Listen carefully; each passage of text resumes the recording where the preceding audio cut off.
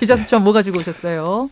오늘 대학 얘기를 좀 해야 되겠는데요. 대학이요? 예, 대학 총학생회를 조직폭력배들이 접수해서 총학생도 하고 총학생회장을 자기네 사람으로 밀어놓고 뭐 돈벌이 수단으로 대학을 이용했다는 거 아닙니까? 이거 지난 2월 정도에 뉴스 나온 거잖아요. 그렇죠. 지난 2월은 전남 순천이었습니다. 예, 이번에는 경북입니다. 또예요? 예, 경북에서도 조직폭력배들이 대학 두 곳에 총학생회를 장악해서 학생회비 등 수억 원을 빼돌렸다가 적발이 됐죠.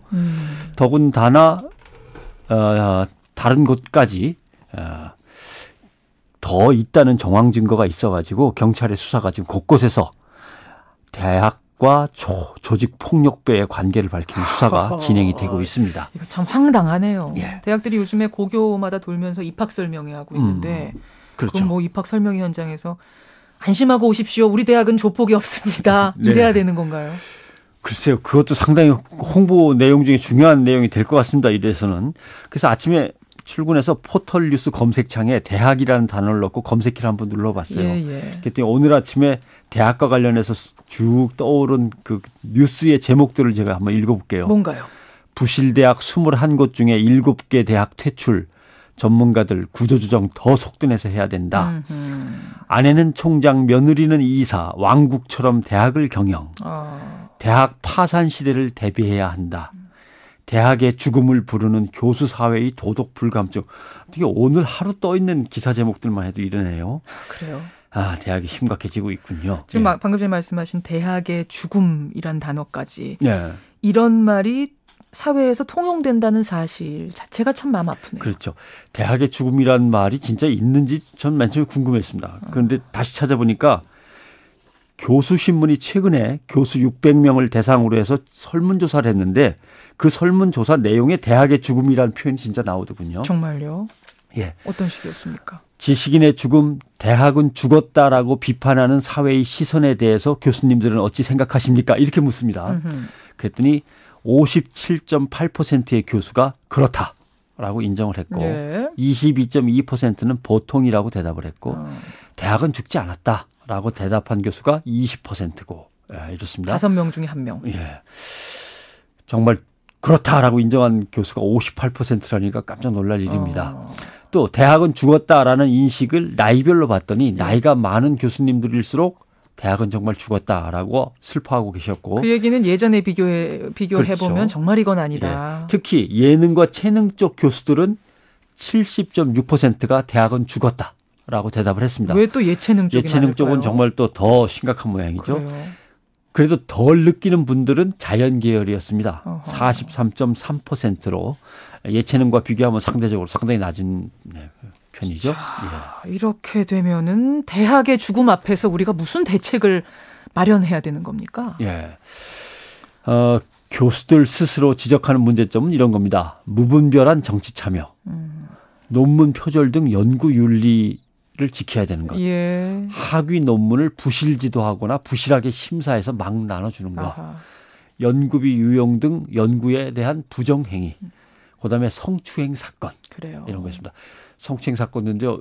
며칠 전에 재판이 끝났습니다마는 여학생을 희롱하고 여학생이 자살까지 시도하고 그랬는데도 불구하고 내가 왜 꼭 대학 교수직을 그만둬야 되느냐라고 하면서 재판을 또 소송을 걸었다가 뭐 지긴 했습니다마는 이 정도로 윤리의식이 희박하다면 문제가 있는 거죠. 예.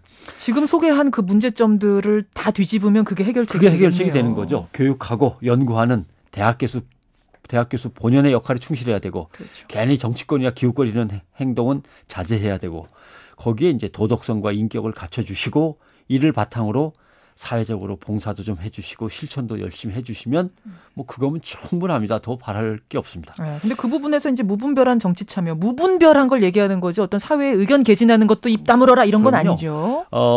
정치에 대한 또는 사회의 현실에 대한 제대로 된 비판 같은 것들은 해주셔야 되고 지식인의 비판은 반드시 필요한 거고요. 또 필요하다면 정부 각종 위원회나 정부 요직에 참여하셔가지고 좋은 의견도 내주시고 그런 건 좋죠.